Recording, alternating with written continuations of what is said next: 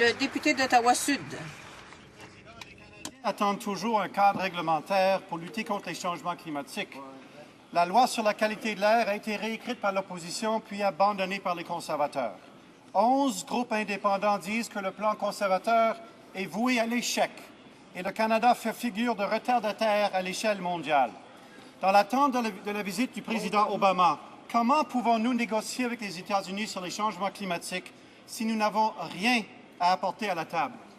Le très honorable Premier ministre. Monsieur le Président, c'est tout à fait le contraire et je voudrais ajouter à ma autre réponse. Mr. Speaker, it's important to...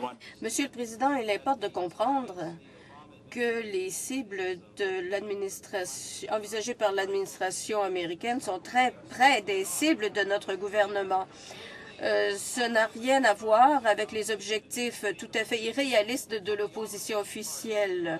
La position des partis d'opposition serait que certains émetteurs devraient réduire leurs émissions, ce qui est inadmissible pour notre gouvernement et pour celui des États-Unis. Le député d'Ottawa-Sud.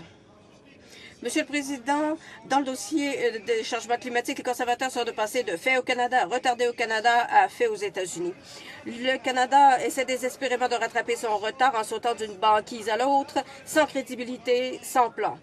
Quand le président Obama parle de limites et d'échanges, il parle de limites comme dans limite ferme, pas d'objectif en fonction de l'intensité. Quand il parle d'échanges, il définit ce terme comme l'Union européenne et les Nations unies. Pourquoi le ministre n'admet-il pas simplement qu'il improvise, qu'il n'est pas en mesure de collaborer avec les États-Unis dans le dossier des changements climatiques? Où est-il le ministre de l'Environnement dans le pays du président Obama? Le ministre de l'Environnement. Monsieur le Président, les objectifs dont on a parlé sont très clairs. Je dirais toutefois que le député fait des déclarations assez extrêmes à la Chambre et ailleurs au sujet de ce dossier. Il a parlé de la fiducie de l'écologie comme étant inefficace.